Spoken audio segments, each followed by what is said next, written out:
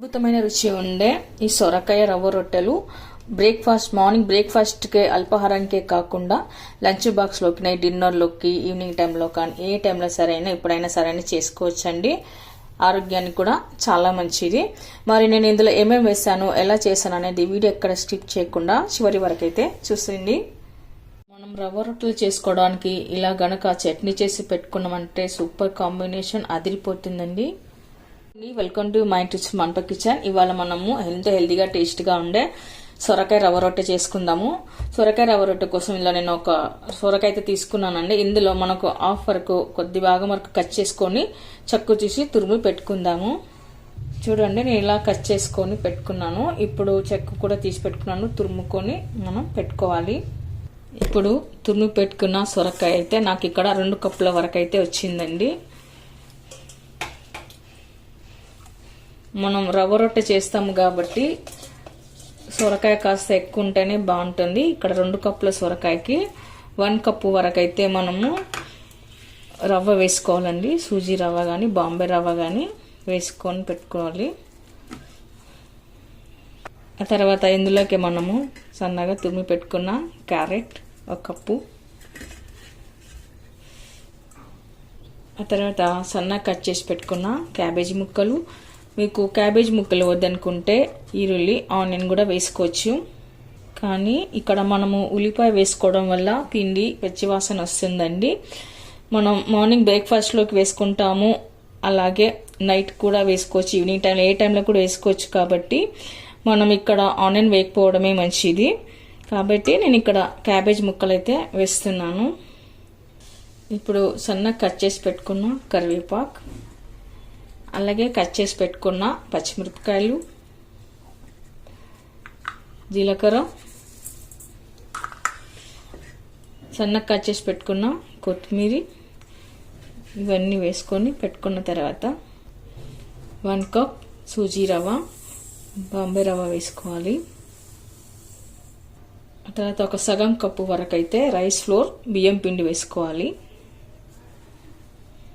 ఇప్పుడు మనం రుచికి సరిపడా ఉప్పు వేసుకుందాము, సాల్ట్ వేసుకోవాలి. ఆ తర్వాత ఇప్పుడు ఒకసారి అంతా కలుపుకొని పెట్టుకుందాము.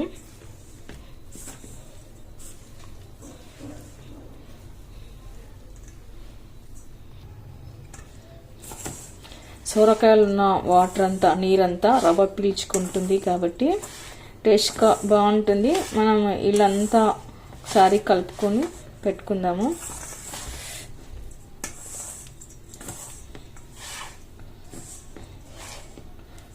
ఇది మార్నింగ్ టైం బ్రేక్ఫాస్ట్ కానీ అల్పాహారం కానీ టేస్ట్గా బాగుంటుందండి. అప్పటికప్పుడు త్వరగా కూడా అయిపోతుంది కాబట్టి మనం చేసుకోవచ్చు. మనకు ఎప్పుడు తినే ఉప్మా బోర్ అయినప్పుడు ఇలా కాస్త వెరైటీగా కూడా అల్పాహారం లాగా మార్నింగ్ బ్రేక్ఫాస్ట్ లాగా మనం చేసుకోవచ్చు.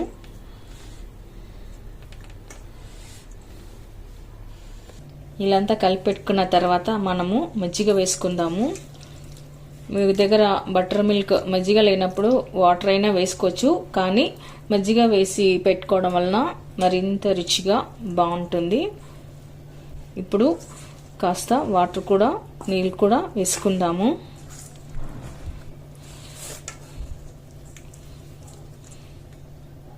ఇప్పుడు రవ్వ కాస్త మునిగే వరకు మనం వాటర్ వేసి పెట్టుకుందాము. ఒకసారి బాగా కలుపుకోవాలి.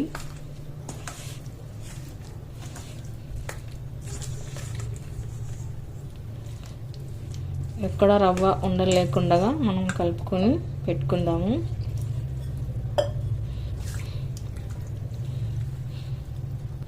ఇలా కలిపి పెట్టుకున్న రవ్వని మనం ఒక 15 to 20 minutes నాననివ్వాలి. హాఫ్ అన్ అవర్ నానిన, అర్ధగంట నానినా కూడా పర్వాలేదండి. రొట్టెలు మాత్రం చాలా సాఫ్ట్గా మృదువుగా మెత్తగా బాగా వస్తాయి. మనం ఇడ్లీ పిండి ఎలా కలుపుకుంటామో అలా ఇట్లా గట్టిగా ఉంటే సరిపోతుంది.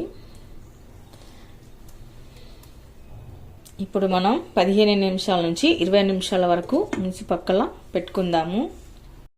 ముందుగా మనం వేయించి పొట్టు తీసుకున్న పల్లీలు అయితే 1 కప్పు వరకు తీసుకోవాలి. కడాయి పెట్టుకొని అందులో కొద్దిగా ఆయిల్ అయితే వేసుకోవాలి. ఇప్పుడు 3 పచ్చిమిరపకాయలు, అలాగే 4-5 వెల్లుల్లి రెబ్బలు, జీలకర్ర, తర్వాత చింతపండు, మీరు తినే పులుపుని బట్టి చింతపండు తీసుకోండి. ఆ తర్వాత కరివేపాకు.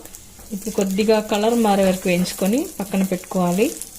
ఇప్పుడు మనం తాలింపు కోసం అందులో ఉన్న టేబుల్ స్పూన్ ఆయిల్ వేసుకున్న తర్వాత సన్నగా కట్ చేసి పెట్టుకున్న వెల్లుల్లి రెబ్బలు వేసుకోవాలి. ఆ తర్వాత ఆవాలు, జీలకర్ర, మినపగుళ్ళు కూడా వేసుకోవాలి. ఇప్పుడు కరివేపాకు, పసుపు, ఇలా తాలింపు వేసి పెట్టుకున్న తర్వాత కాస్త చల్లారిన తర్వాత మనము చట్నీలోకి వేసి కలుపుకుందాము.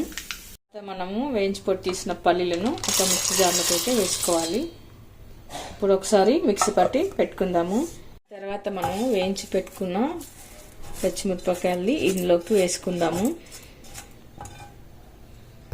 ఇప్పుడు కొద్దిగా సాల్ట్, తర్వాత క్లీన్ చేసి పెట్టుకున్న కొత్తిమీర, మీరు తినే టేస్ట్ని బట్టి ఉప్పును వేసుకోండి. ఆ తర్వాత కొద్దిగా వాటర్ వేసుకొని మిక్సీ పట్టి పెట్టుకుందాము.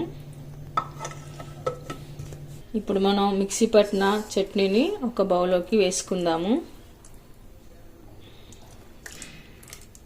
చట్నీ అంతా ఇలా బౌల్లోకి వేసి పెట్టుకున్న తర్వాత కొద్దిగా నిమ్మరసం అయితే వేసుకుందాము. నిమ్మరసం వేయడం వల్ల ఆ చట్నీకి మరింత టేస్ట్ వస్తుంది, రుచి బాగుంటుంది. ఒకసారి ఇలా కలిపి పెట్టుకోవాలి. ఇంతేనండి, చాలా సింపుల్గా ఈజీగా చట్నీ చేసుకోవచ్చు మనము. మీకు పలుచగా కావాలంటే మరి కాస్త వాటర్ వేసుకోండి, నీరు వేసుకోండి. లేదంటే చిక్కగా ఉండాలంటే ఇలా అయినా సరిపోతుంది. ఆ తర్వాత మనం వేయించి పెట్టుకున్న తాలింపుని వేసుకోవాలి. ఇప్పుడు మనం చట్నీని పక్కన పెట్టేసుకొని రవ్వ రొట్టెలు వేసుకుందాము. హాఫ్ అన్ అవర్ తర్వాత మనం ఇప్పుడు ఈ పిండిని మెత్తగా మృదువుగా నానిపోయింది కదండి. ఇప్పుడు మనము రొట్టెలు వేసుకుందాము. ఇందాక మనం ఏ కడాయిలో అయితే చట్నీ చేసుకోవడానికి మిర్చి అవి వేపుకున్నామో అందులోనే కొద్దిగా ఆయిల్ వేసుకుందాము. ఇప్పుడు ఆయిల్ అంతా స్ప్రెడ్ అయ్యే వరకు మనం ఇలా కలుపుకొని పెట్టుకోవాలి.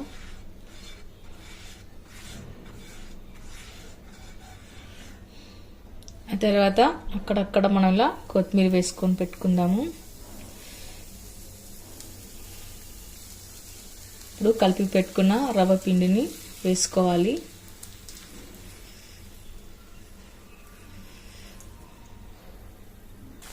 తర్వాత పైన కూడా కొద్దిగా కొత్తిమీర వేసుకుందాము.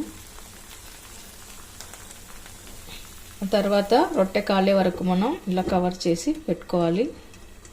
ఆ తర్వాత రవ్వ అంతా ఉడికిపోయి పైన ఇలాంతా కాలినట్టుగా కనపడుతుంది చూడండి. అప్పుడు మనము రొట్టెను తిరిగి వేసుకోవాలి.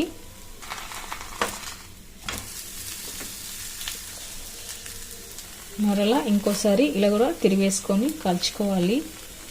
ఈ రవ్వ రొట్టెలు మార్నింగ్ బ్రేక్ఫాస్ట్కి అల్పాహారంగానే కాకుండా లంచ్ బాక్స్లోకి, నైట్ డిన్నర్లోకి కూడా చాలా బాగుంటాయండి. అద్భుతంగా మంచి రుచితో పాటు చాలా బాగుంటాయి. అలాగే మనం మిగతాయి కూడా చేసుకొని పెట్టుకుందాము. ఈ రొట్టెల్ని మనం ఇలా పెరుగు, పల్లీల కారంతో తిన్నా బాగుంటుంది. అలాగే మనం ఇందాక చేసి పెట్టుకున్న పల్లీల చట్నీతో తిన్నా కూడా బాగుంటుందండి. పచ్చి కొబ్బరి చట్నీతో తిన్నా కూడా ఇంకా బాగుంటుంది. ఈ రవ్వ రొట్టెలు చూడ్డానికే కాదండి, తినడానికి కూడా చాలా అంటే చాలా బాగుంటాయి. సాఫ్ట్గా, మృదువుగా, మెత్తగా బాగుంటాయండి.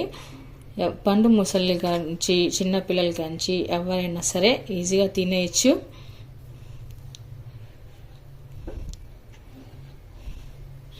చూడండి ఎంత బాగా వచ్చిందో.